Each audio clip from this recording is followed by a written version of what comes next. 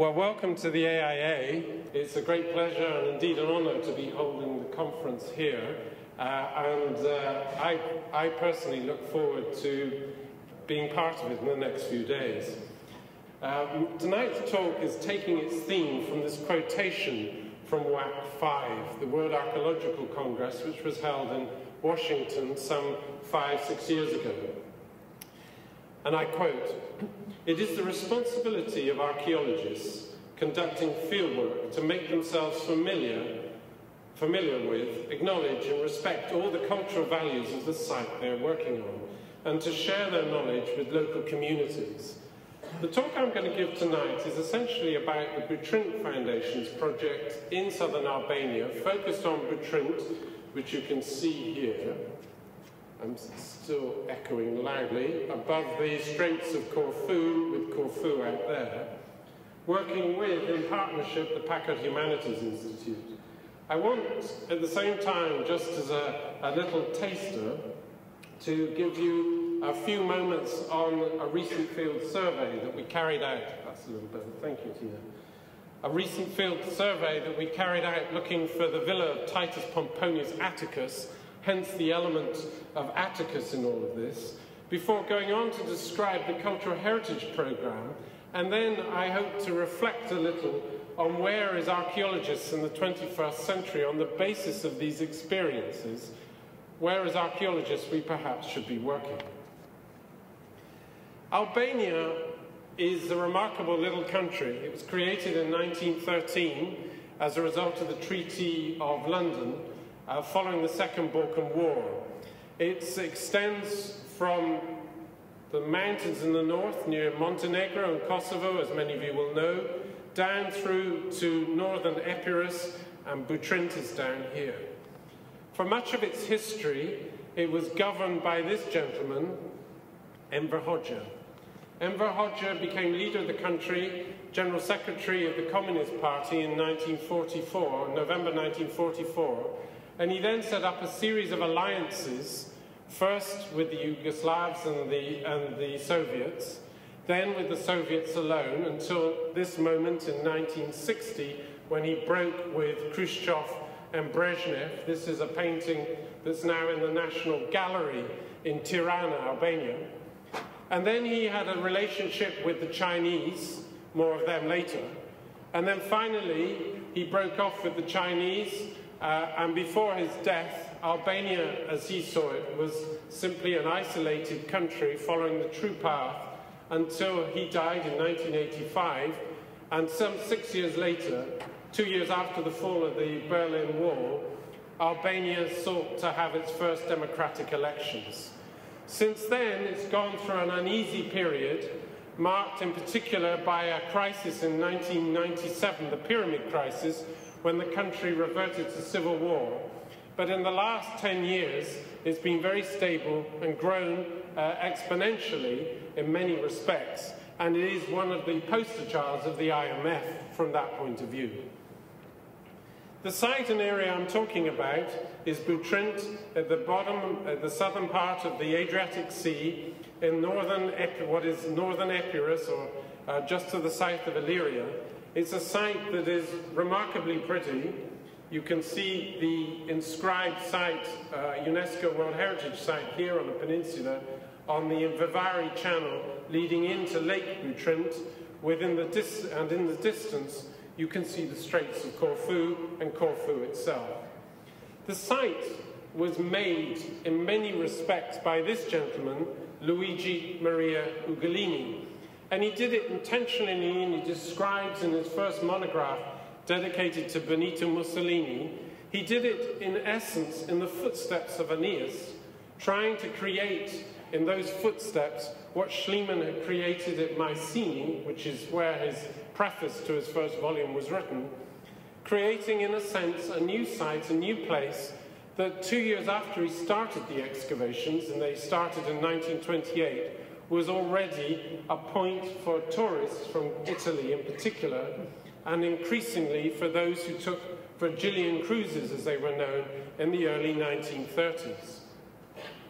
Our project began at the invitation of the Albanian government and was the result of a foundation created by Lord Rothschild and Lord Sainsbury, two noble lords from London who would work together on the Sainsbury extension of the National Gallery, and were curious about what Butrint held in store, since they had a villa immediately opposite on Corfu, and were always wondering what might be there.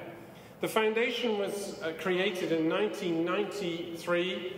In 94 I joined it, and together we put together a program that essentially had two elements to it. I'm going to talk very briefly about the first element, the archaeological one, which is what I normally speak about, but the larger element was of a cultural heritage kind, and that cultural heritage kind has been principally funded by the Packard Humanities Institute over the past decade.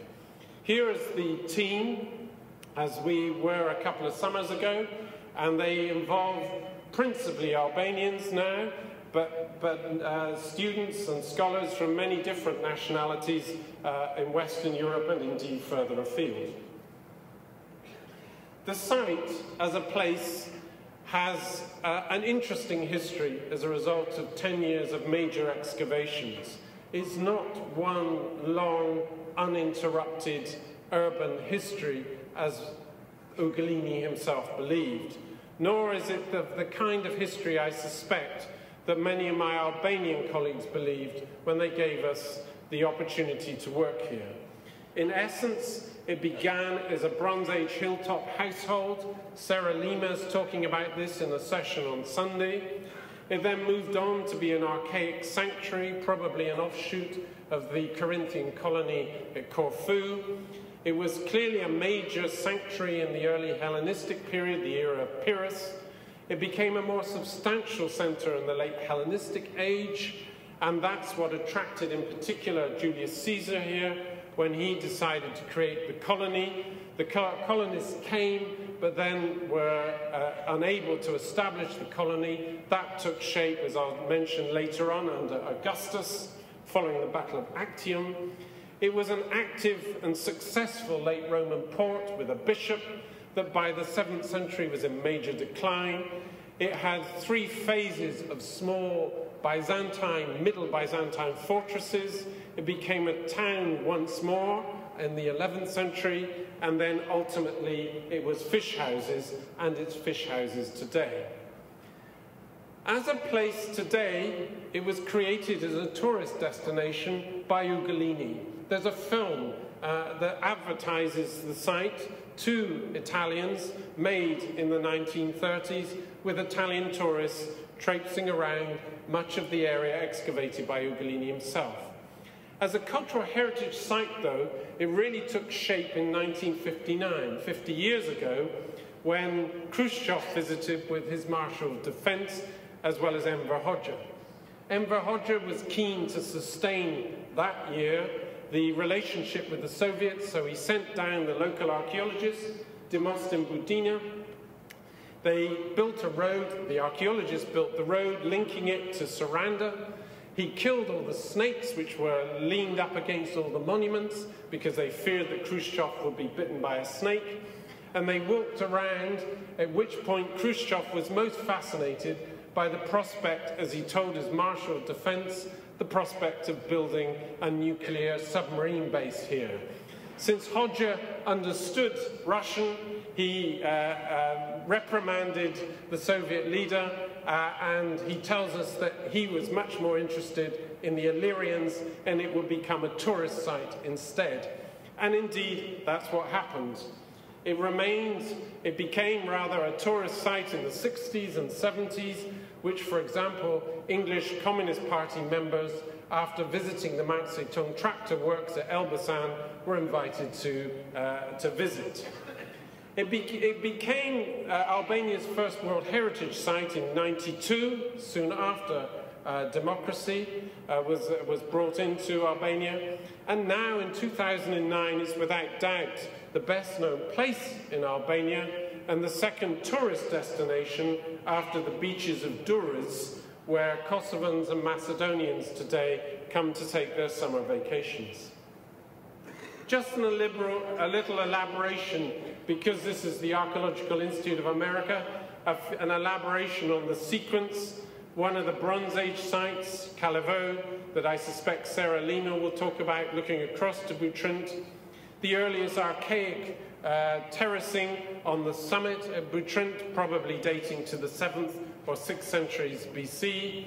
The theatre of Pyrrhic date from the 3rd century that UGOLINI found in the late 1920s, and its setting to one side of the forum, excavated by David Hernandez, who will talk about that in a session on Saturday morning.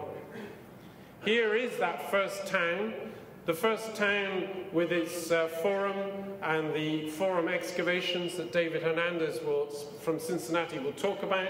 One of the key features of the making of the new colony up against the old sanctuary, with a suburb that included a rich array of townhouses, more of that in a moment, and in particular a telltale investment in an aqueduct from a nearby spring, more of that in a moment.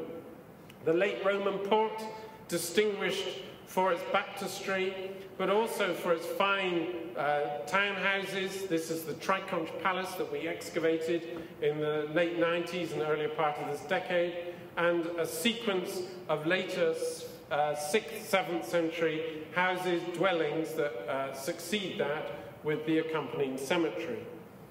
The castron that succeeded it was reduced to 2 towers in the western defences, here, that then were sacked around 800, and the manor house castron moved out into the fields, the old suburb, into the upper parts of this building, and then moved again up onto the summit to occupy another church, 3 different manor houses that span the 8th to the early 11th centuries. The 3rd manor house gave rise to the new town with its new fortifications, its inner landscaping dating to the 1020s, its property boundaries, which we found in the excavations, its timber houses, which we found, and its tiny churches from this period, as well as a slightly later castle that dates to the 13th century.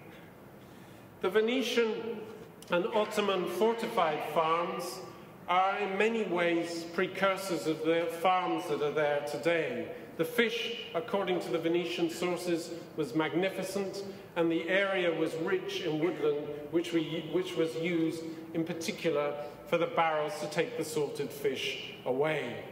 What is noticeable, though, that when the Ottomans had a chance to build a town here, unlike the Augustan town builders, unlike the 11th century town builders who revived the town, they failed, and they failed, leaving it to be little more than this castle, and this is UGOLINI's first image of it. Now, one small but considerable chapter in this history that I just want to dwell on for a moment is our search for the villa of Titus Pomponius Atticus, the correspondent, of course, of Cicero, who will be known to most of you much better than he's known to me, a rich philanthropist and scholar, so you can see how he appeals to us, given the nature of the archaeological project, a scholar who owned property here from roughly 68 BC, and a property that was allegedly by the Thames River, which we believe to be the river Pavlas, a property close to Corfu, who contested the first Caesarean colony in 44, failed to put it off, but nevertheless seems to have been a patron of Butrint that his family, the Pomponii, sustained in its first colonial form, probably thanks to the patronage of Agrippa, who was married to his daughter. More of that in Inga Hansen's lecture tomorrow morning at 9 o'clock in one of the sessions there. We were fascinated by where Atticus's villa might have been. At the present time, the Greeks believe the Thames River, and here's the Barrington Atlas with the Thames on it, lies to the south of the Albanian border here. So there's a strong belief that Atticus lived in this region opposite Paliopolis, Corfu, rather than close to Butrint. but we have come up recently with an alternative hypothesis that I'm going to give you in 3 or 4 moments.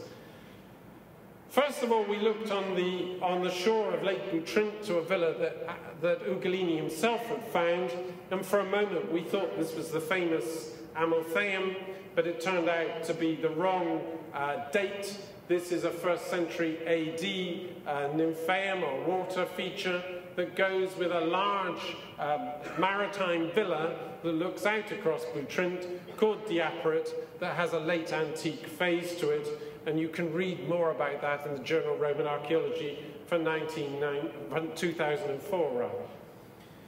There is, though, one brick stamp that associates it with the Pomponii, but one brick stamp, of course, does not make Atticus. Instead, this November, we did a new field survey, thanks to all the work of the communities here in creating new fields. And here's the field survey carried out by an Italian team for us, which found in particular a large villa here, as well as another there at Zara, that adds a 3rd to the chain that run down behind Butrint, looking rather like this. So Diaporit, one here, and this large villa site covering 5 hectares that we suspect may be the likely site of this distinguished individual. Whether it is or it isn't, what is interesting is the aqueduct, which belongs to the founding of the town, clearly passes now, thanks to this new survey, the second in line of these villas heading for this axiomatic place. And in particular, as we've tried to work out from the centuriation, this is David Bescaby's work published in Roman Butrint a couple of years ago, the 2 grids of the centuriation, both of them seem to have an axiomatic point around this particular site, a site with, that's beside the main road, but the axis itself is determined by the original sanctuary of Asclepius here and the extant site of Chouki Toit, which is down here, an earlier Hellenistic villa. What this shows, though, is that the centuriation took no account of the earlier Hellenistic villa of Diaporit and seems to overlie it or seems to ignore it. What we found, just to finish this, is that there are 2 phases into the earliest life of the colony. First, the rebuilding of the town with its centre that Dave Hernandez will talk about in the session on Saturday, which involves probably no more than cottages on this far side, the inland side of the Vivari Channel.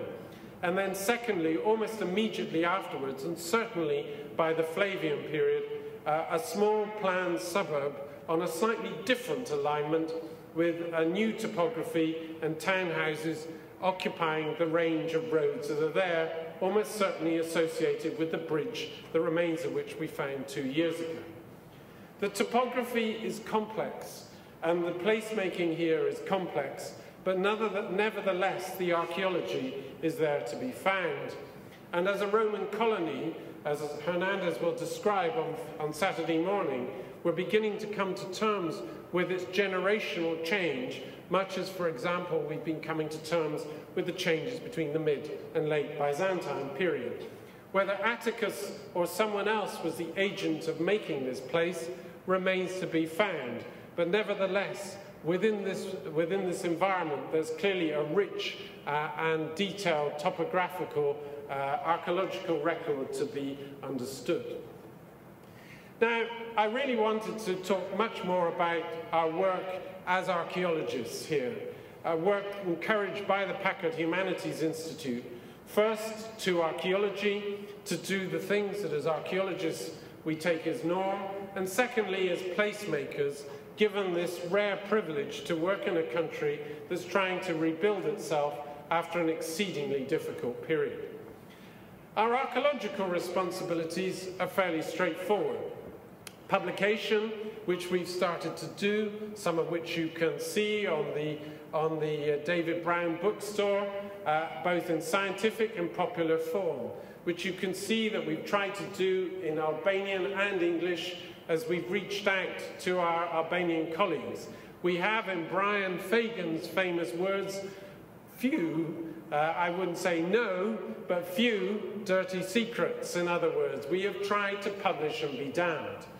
We've worked on the conservation of the archaeological remains. I'll talk of that in a moment. We've worked on the curation of the finds, and we've worked on training of a new generation of archaeologists. So here are a range of our publications, which range from popular books to scientific books in English, in Albanian, and handbooks for tourists, and large number of different pamphlets that try and reduce the new story that we are discovering to a general public. We've held workshops. I can see John Camp here. He was in one of these that we undertook 2 or 3 years ago on Roman Butrint. There is, in fact, John. We've held major conservation projects here with ICROM, with our Albanian junior colleagues taking, Albana Hakani here, taking actually the lead in running the projects, as we have gradually trained a new generation in new techniques, in modern techniques, in non-invasive techniques that are appropriate to making a major site stay alive, so to speak, as a place today. We've started to create a new generation of Albanian archaeologists. Initially, we led that. Now this is led by Valbona Hissi, and here you see Solinda Kamani running one of the excavations, and they've produced a new manual in Albanian for a new generation of Albanian archaeologists who come here for a month from all parts of Albania as well as Kosovo on a regular basis every summer. We've started to look at the thorny issue of the archive and the finds. The finds, thanks to the Corinth team, we've installed a new Greek system into the old castle at Butrint, and here you can see Dave Bosky grinning at the prospect of not confronting as many rats as used to be there in the past. It remains a challenge, but we've started to work with young Albanians to create the inventories that can go online and ultimately will all go online on the butrint.org website. Here you see it in Albanian. For those of you who don't read Albanian, it's also in English, and it's the portal for the eventual digitized archive for all the sites, which is presently up to date. But it's probably in the realm of placemaking that Butrint has become most fascinating from many points of view. We've tried to make the park and sustain its spirit. We've worked on trails, the museum, as Brian said, training for tourism, the local economy with the communities. We've confronted issues of looting, and most of all, we work with the agencies and the NGOs. Let's talk a little about that.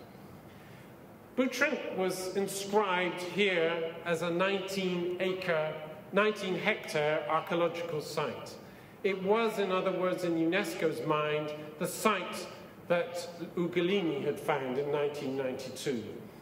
We worked with UNESCO to enlarge the boundaries to create, in effect, an archaeological park covering nearly 30 kilometers square. Our goal was to do that in a way which worked with the local communities, creating the national park here. And we were guided by the then Minister of Culture, Edi Rama. More of him in a moment. We held the meeting in the only place we could, which was a bar in Saranda in April 1998, with funds from the Getty Grant Programme. And in effect, what we did was bring all the main players, stakeholders together, and then gradually, after a series of interventions by the likes of Nicholas Stanley Price, Ricardo Frankovic, and so on, we broke them up into we broke the groups up into 6 different working teams, and then asked them what made Butrint special. We imagined on that occasion that most of them would say the theatre, the baptistry, the this, the that, and the other. All of them, including one group that included the Minister of Culture, came back with the fact that it was magical, that it had, in effect, spirit of place. And while that's an abstract definition, what that's effectively done for us is to say it's important to protect this landscape. Landscape the journalists described quite erroneously as a Homeric landscape, but nevertheless, if it should be anything, it should be a Virgilian one. but nevertheless a landscape that includes the lagoon, includes the beaches, includes the areas that make it today rather unusual in a landscape that's becoming increasingly suburban in form. In 1999, with the help of the Ministry of Culture, we created the park with an office in Saranda, 20 kilometers away, and an office in Butrint. And here are the members of the park team, led by Uli Charova, an archaeologist, who are there 12 months a year, tending to the needs of this new area.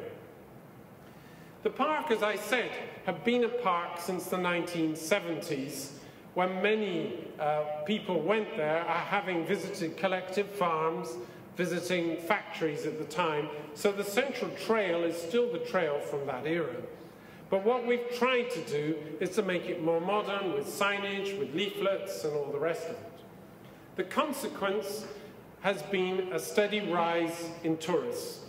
The Albanians believe there's around 50,000 tourists that have come in the last 3 or 4 years each year. It's probably nearer 70 to 80,000. Here you can see the Patriarch of Constantinople, who brought a mere 2,000 with him on that single day. It's a site which has attracted a large range of tourists, partly from Corfu, where there's an airport, but partly too from all over the Balkans, so that 50% are not from Albania itself, but from Macedonia, Kosovo, Montenegro, and indeed further afield. As part of that program, working with the Butrint Foundation, as Brian said, we made a new site museum that broke with the previous tradition by trying to situate Butrint as, in effect, a place that showed the site through many different eras, not as an expression of a nationalist history, but rather as a place that was, in effect, part of the Mediterranean Sea, and if you were a visitor coming off a cruise ship, you could appreciate it as you would appreciate any place further north or further south in the Adriatic. Added to that, we've added hiking trails with 8 bridges. Here are the bridge builders, and trail guides that take you through this landscape. The bridges have all survived, the signposts have all gone. They've gone because there's no contemporary comprehension in Albania, an extremely poor country, of walking in the countryside. On the other hand, there are large groups of new tourists who are coming and appreciating the glories of this place, and in particular the fact that for much of the winter months, it's a secondary migration area. Much of our work, too, has been to generate new economies here through the local shop, in combination with the shop at Girocastra, which is inland, which I'll describe in a moment. So we've held lots of workshops in the local communities to make not only carpets, but small trinkets that have a sense of Butrint to them, like these pebbles that these children from Chandelier painted. We've worked with the melon growers who are now taking over much of the landscape to make biodegradable coverings. We're working with them to try and develop an agricultural project.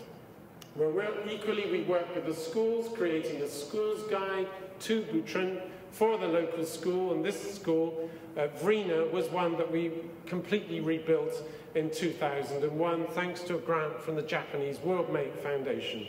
This was of singular importance because there was a new community here that had come in 1997 from the north. A man had found an abandoned collective farm at Chandelier. He had come, he was fleeing from his own village, which was called Merdita, today, hello, in effect in Albanian, and he rang back to the village and said, why don't you all come? And they did. And they all came down to this collective farm. They were Catholics, the Vrina people were Orthodox Greeks, and it was difficult to find some way of accommodating the two communities in this one school. And that's why we rebuilt it and tried to ease together the two communities, which is going particularly well at the present time.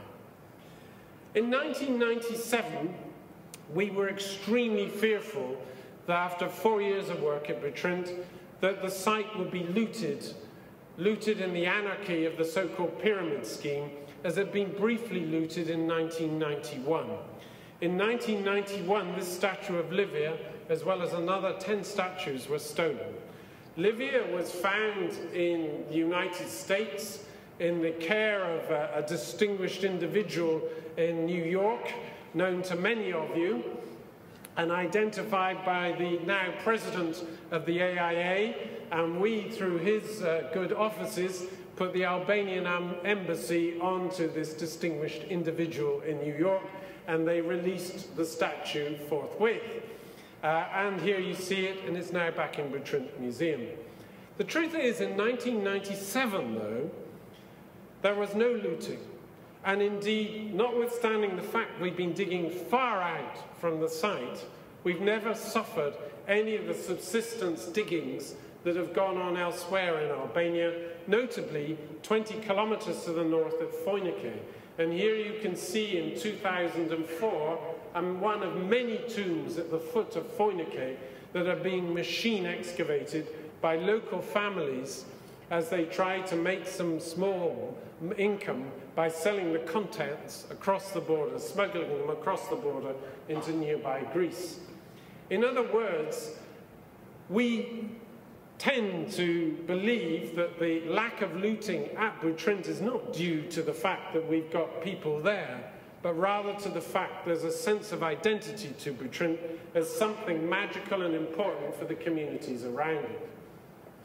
But probably the biggest job that we've done, and the job that I think is one of the growing social responsibilities in the 21st century of archaeologists, is to help our colleagues with these various agencies, to help them get funds.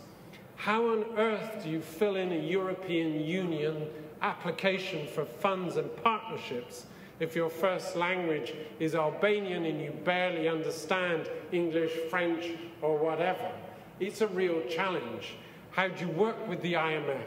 How do you work with UNESCO, who are similarly bureaucratic in their demand for complex and understandably important condition surveys and management plans? How do you work with the World Bank? We've had several programs with them, but golly, they are a challenging organization when it comes to paperwork.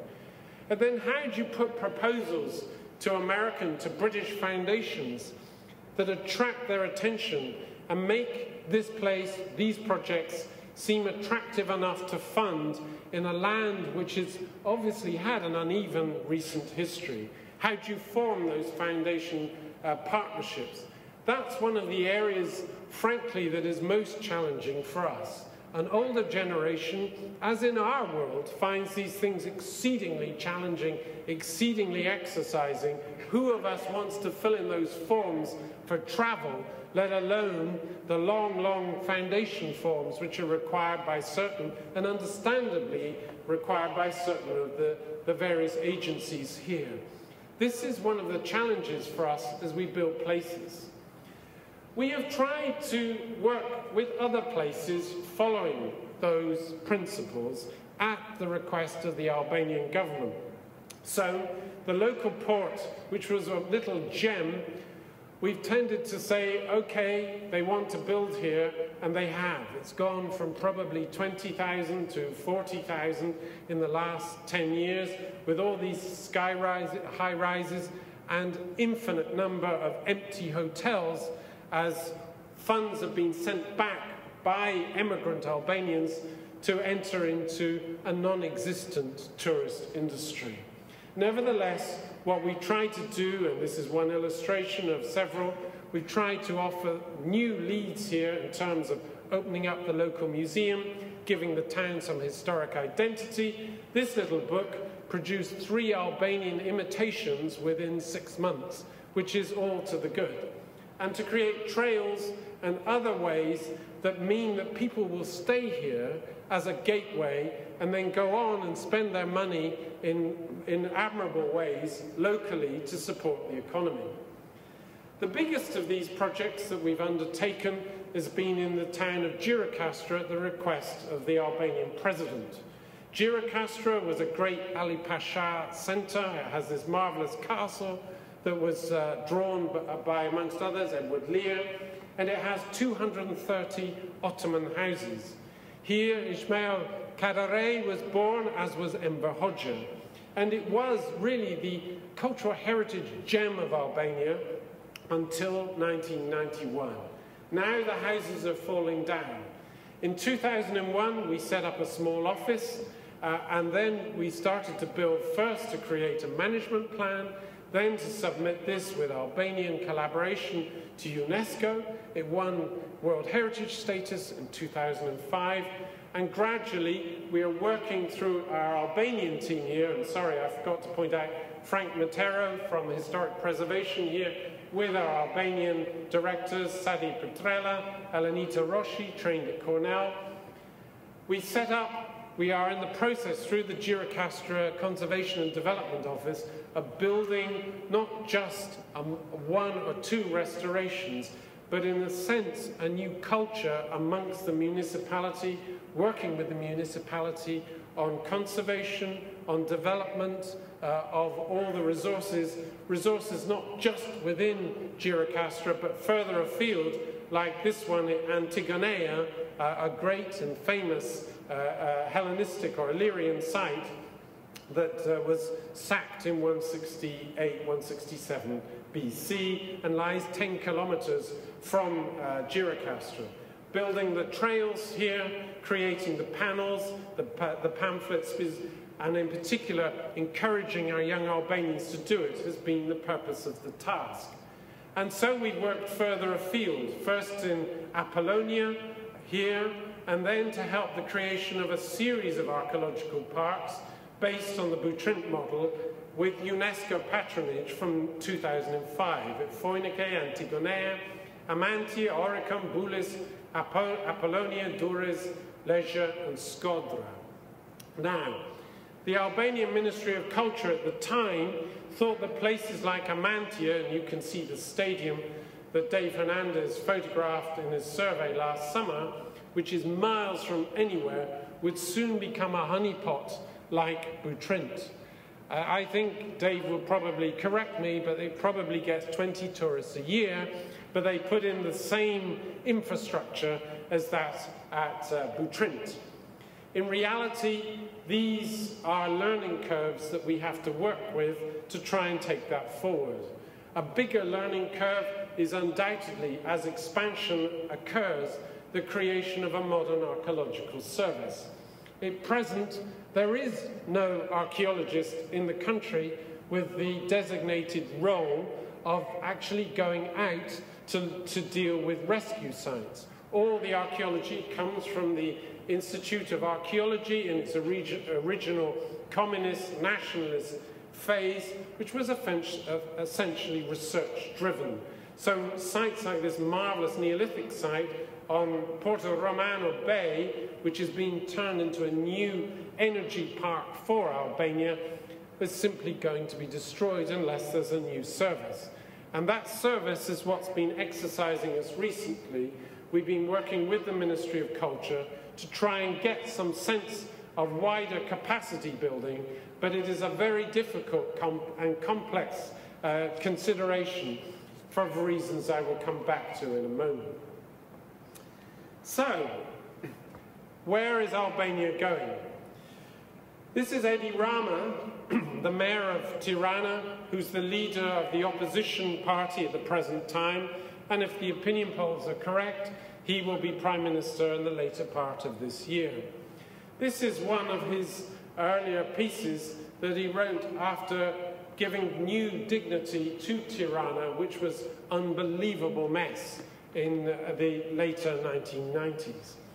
If you look around our country, he writes, and our cities, you will see how much energy individuals have spent to increase the quality of life. You would be amazed if you had any idea of how it was 10 years ago. And I should say in parentheses, most visitors are simply staggered by Albanian development. But now, Rama says, we have to start, and we have already started to build a sense of belonging to the space that is in between my house and the other's house. And that space, of course, includes archaeology, includes cultural heritage, includes, in effect, doing for Albania, and I'll go back one, what Rama has done here along the Lana River in Tirana, where he knocked down 10,000 squatters' houses to restore with parks and to give the place a sense of modernity, to try and inject into it a contemporary identity which is made a little racier by his eloquent painting of many of the buildings. But nevertheless, it's a sense of space and a spirit of place that made Rama, that won Rama the title of Mayor of the Year in 2005, World Mayor of the Year. As we look forward, there are many threats that we as archaeologists and we working with our Albanian colleagues have to grapple with. Underlying it is the realization that now Albanian politicians have that cultural heritage in many parts of the world is big business. In neighboring countries, it's 10%, 20% even of their GDP. It certainly gives work to probably 10, 15, 20% of the population in surrounding countries. They ask, therefore, in the government and in opposition, why can't that be the same in Albania? Why can't they have those proceeds? Isn't Butrint the beginning of a new rich era for cultural heritage? And that's led to all sorts of development challenges, many of which UNESCO have faced in other parts of the world, where those who have made their money in development choose to develop then in cultural heritage, developing it at a price that I think most of us as archaeologists would find unacceptable. And I'll come back to that in a moment.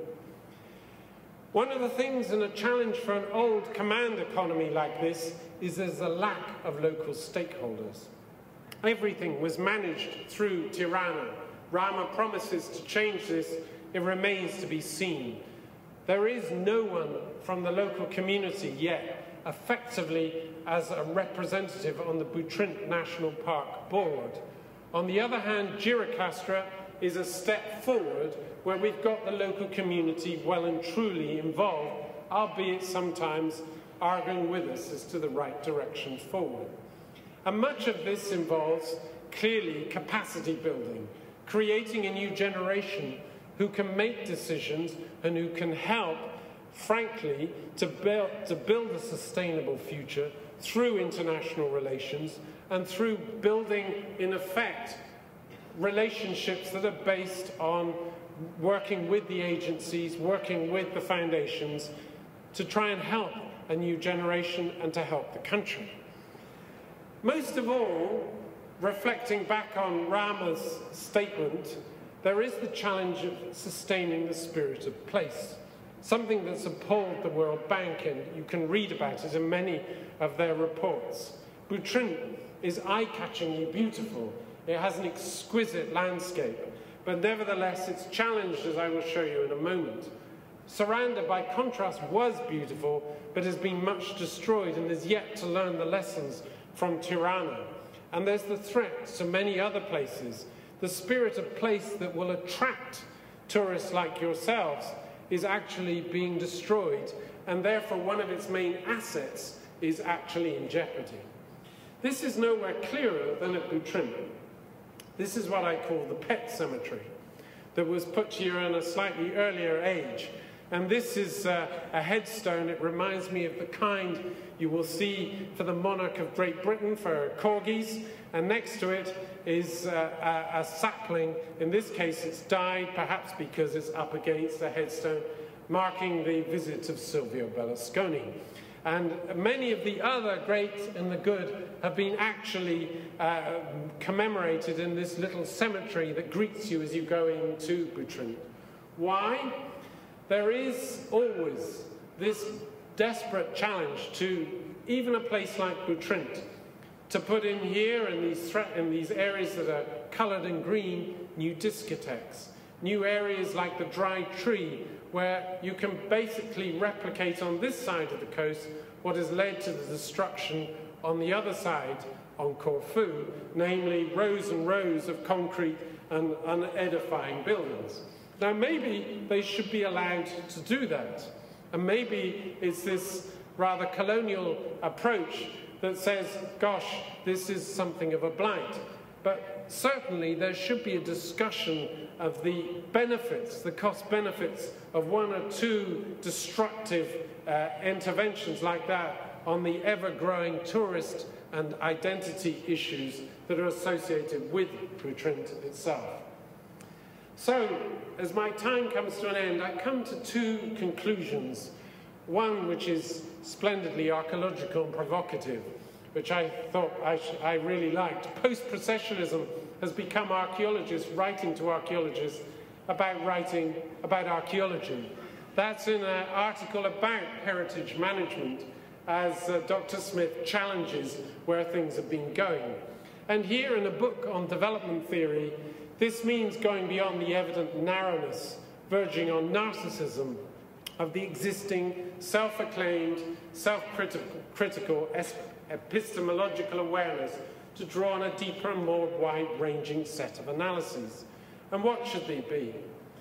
Well, clearly, as an archaeological community, we must confront, as Albania hasn't yet confronted, and as many countries haven't confronted, including this one, including mine, Great Britain, the dirty secret, the unpublished excavations and the inaccessible archives. If we dig in Albania, our excavations, we conserve them, we train people around them, we do research based on them, we help to, in effect, stop looting associated with them. But if we don't publish them, we've taken away part of that site. And we've certainly taken away part of that site in the form of the notebooks, which are as much theirs as ours. And that seems to me one of the challenges for 21st century archaeology. We've actually got to recognize we're in the knowledge industry, and being in the knowledge industry, there's got to be a level of transparency that, for example, Ian Hodges' Chattel-Hewitt project has certainly upheld and taken forward in an admirable way.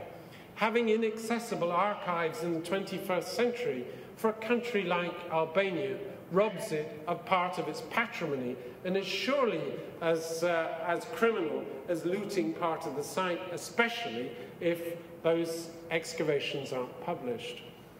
The archaeological community, as I started by saying, must concern itself with the whole problem of making sustainable places. But this goes beyond simply what we do there. I know the AIA is looking into this in terms of its field and post-excavation practice. It behoves us, so, as we teach archaeology, to bear in mind that we are placemakers. We owe it to teach students that, and we owe it to get through to the grant makers that that's part of the role. That role as archaeological researchers doesn't just end when the summer season is over. And that role doesn't just end when the summer season is over, as I know the AIA well recognizes, when we have to deal and help deal with all the agencies that are concerned with cultural heritage tourism. For UNESCO, as I found often and not, archaeologists are considered to be a bit of a pest. The World Bank find them to be a totally enigmatic community. The IMF similarly. Clearly, what we have to do is recognize that we're not just in the knowledge industry, we're part and parcel of a major economic transformation that in a country like Albania holds great promise for the future. But if that promise is to be realized, it behoves organizations like this one here to be actively engaged with those agencies, and in particular in terms of capacity building, in training, in internships, that make it possible for those places to make the sites we've built and made sustainable. In other words, in my opinion, and I come back to the beginning, good archaeological research, in other words, like any good science, should have a modern, measurable public output. I end, in other words, on this quotation from Richard Mackay in a recent Getty Conservation Institute volume. If 21st century heritage management is about conserving all identified values and making them available to both contemporary communities and future generations, then there is a need for a less academic, less patronizing approach to archaeology. White coat archaeology is often been called. One that is more inclusive of both culture bearers and wider community stakeholders. That, I'd say, is one of the lessons I've certainly learned, and I've had to learn it the hard way in Albania as I've gone from one perhaps a little bit towards the other. Effective archaeological management involves moving beyond consultation, beyond tokenistic participation in projects, beyond new management involvement, and even beyond events, to an integrated approach to archaeology in its contemporary social context. It's our responsibility, in other words, to do good archaeology, as I hope we've done in Butrint and in the surrounding countryside, as I hope future generations will do, to try and identify whether that villa, that landscape, that town really are the benefit of Titus, Poponius, Atticus. But it's equally our responsibility, in my opinion, in the 21st century, to work with agencies like the IMF and actually help plan the direction, a sound direction that we will be proud of in the future for countries like Albania. Thank you.